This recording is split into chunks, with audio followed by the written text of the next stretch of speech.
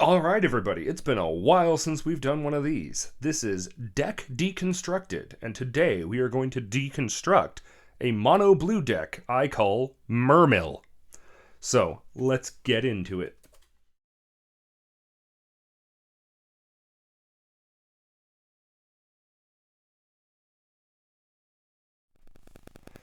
Alright, sorry for the slightly longer intro scene there. I bumped the camera and was waiting for it to quit bouncing. But yeah, so Mermill was a deck inspired by two different Mermaid cards. Whoops.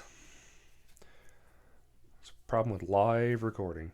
So we've got Merfolk Secret Keeper from Throne of Eldraine, and from Zendikar Rising, we've got the Merfolk Wind Robber.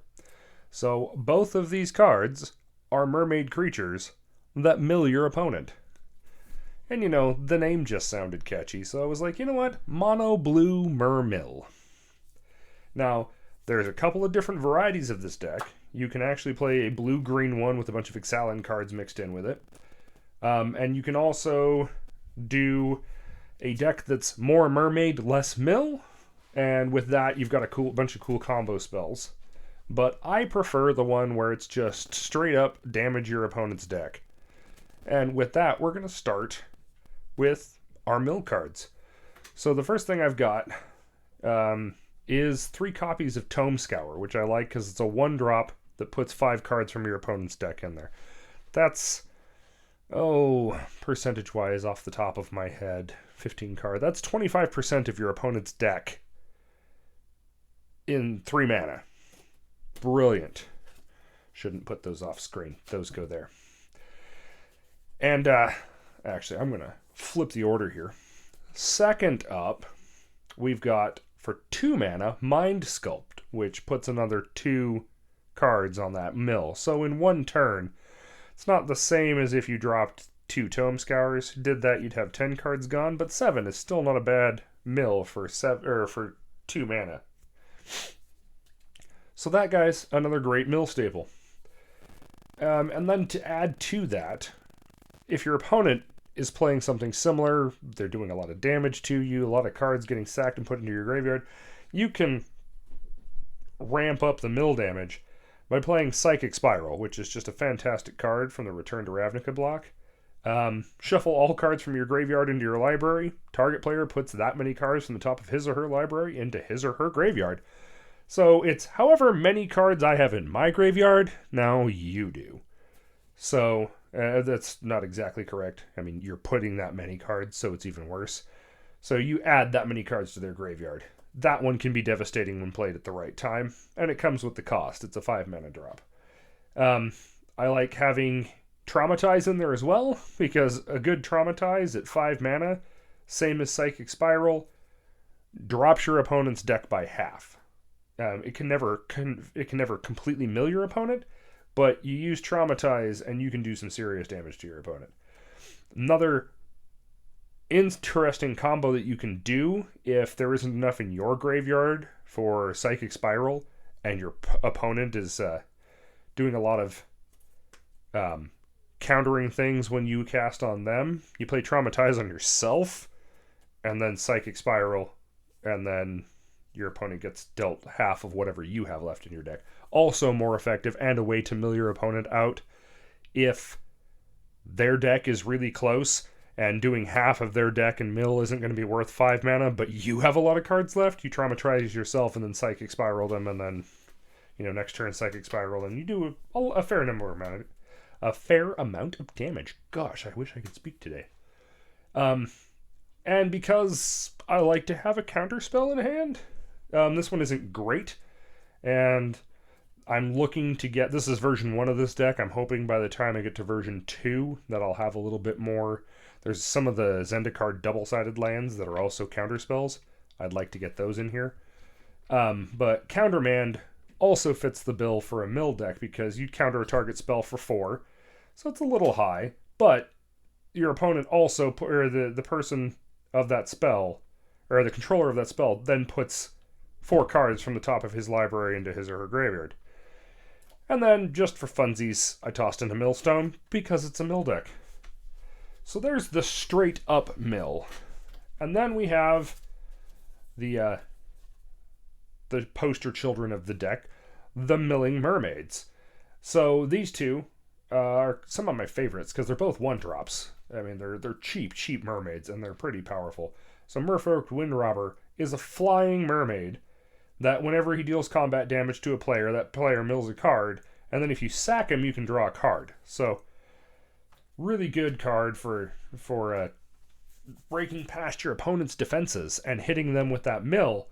And then there are some other things that combine in this deck that just makes him super nice with that flying ability. You also have Merfolk Secret Keeper. You venture deeper, you play your sorcery adventure there. Target player puts 4 cards from the top of their deck into their graveyard. And then you can turn around and play it. It's a 0/4. So it's a good blocker, but again, this deck has some things in it that will make that less relevant and more relevant. Like, it being a blocker isn't necessarily a concern. I also have slipped in some lands to help with things. So you've got some activated lands, the Memorial to Genius. You play it, it comes into play tapped. You tap it, you get 1 blue mana. Then you can pay 4 into blue, sacrifice it, you get to draw 2 cards. So it helps with the card draw situation if you've got the mana for it. And then, because, with mono-colored decks, I always find these Zendikar cards to be fantastic. We have 3 copies of Umara Wizard, because it's the only one I owned that really fit into this deck the way I wanted it to. So it's a Merfolk Wizard. Whenever you cast an instant sorcery or wizard spell, Umara Wizard gains flying until end of turn. So he's a 4/3 for 5, but he also doubles as a land. So yeah, he's a bit spendier, but you can just drop him as part of your land drop if you're not on curve. But if you're on curve and you don't need him and you have the extra mana, you can put him down as a wizard. I always love that. And I always count them as part of my land slots because I'm putting them in there for the land. It's just nice that my land can do something in a mono deck if it's, if I've got too much land down and I'm just getting flooded and don't need it anymore. Now, it's a Merfolk deck. You guys probably knew this was coming if you're too familiar with the Mermaid tribe in Magic the Gathering. This guy I tossed in because I just think it's fun that it works well. Adaptive Automaton enters the battlefield, choose a creature type.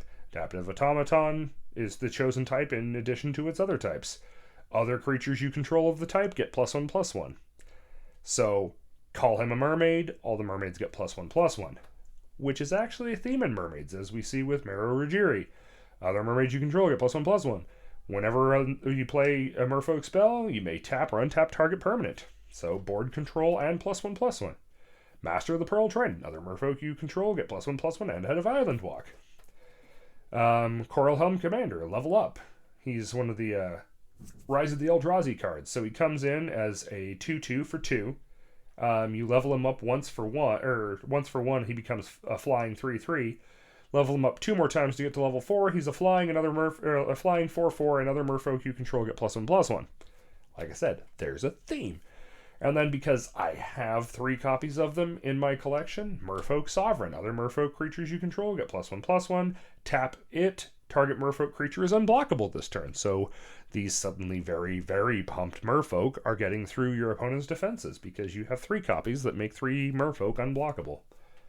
And then, I don't even know how to say this one correctly. Svelin of Sea and Sky. It's a Merfolk god. And as long as you have 2 Merfolk on the battlefield, it becomes indestructible.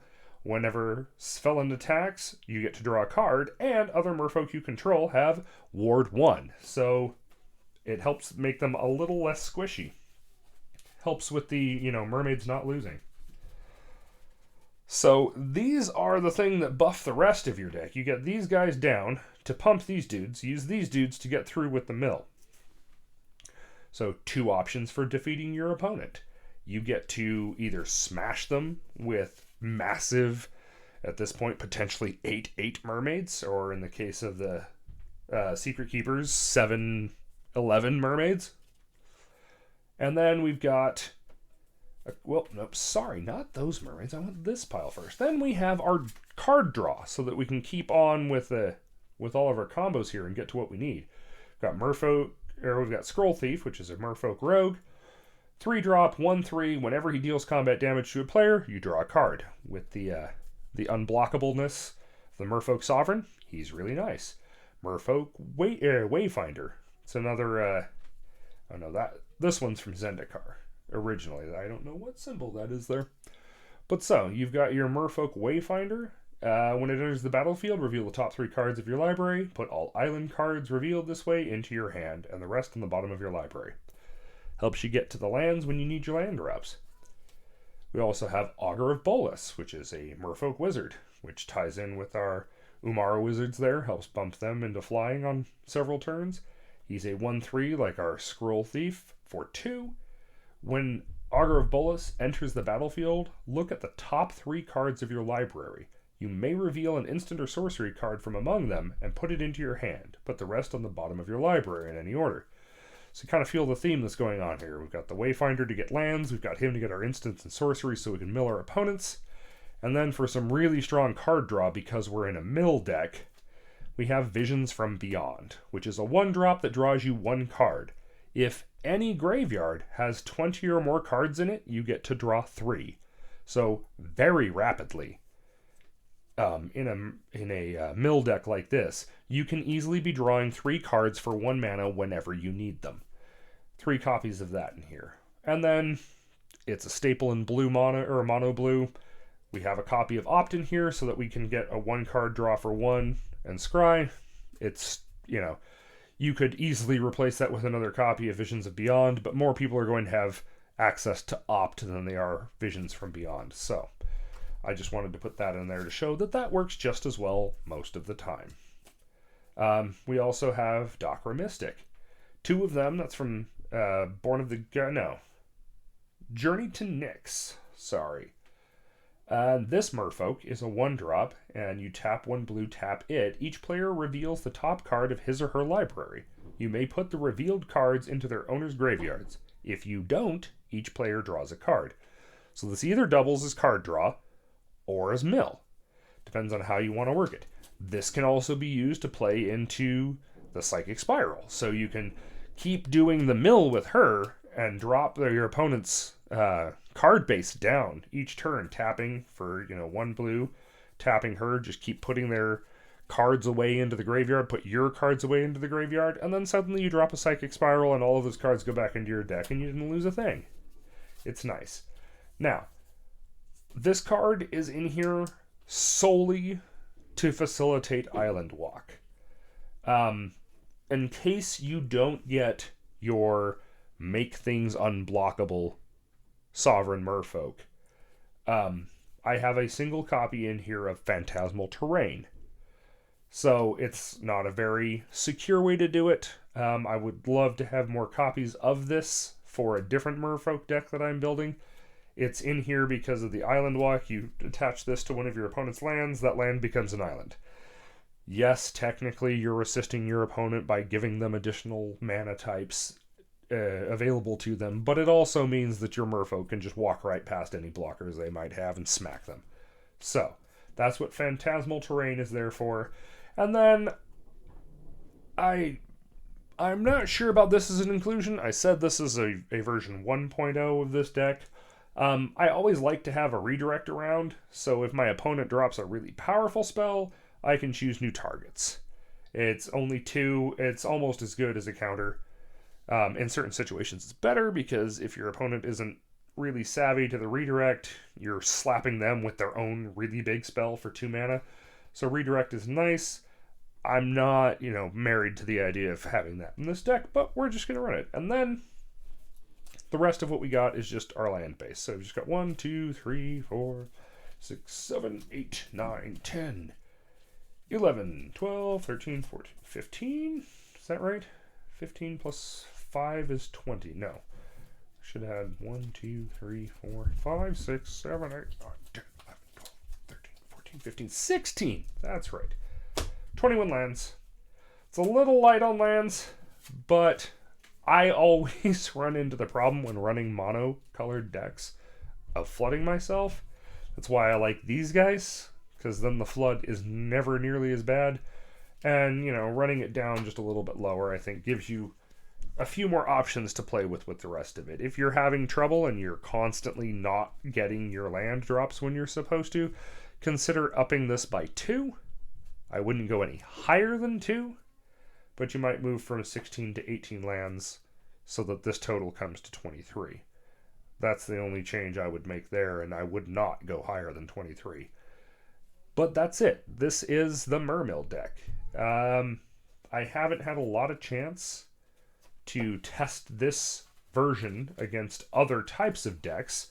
It's gone up against my Red Goblin deck and performed very well. It's also gone up against my Red Explosion deck and performed very well. And it's done a good job of holding its own against my Wrath of the Faithful deck, the white deck that I use in tournament settings. So, we have Mermill, and I hope you guys enjoy that one. I'm going to type up a deck list and probably post that either as a community post, or that might go straight to the Patreon. It'll still be a public post, but it'll be on Patreon.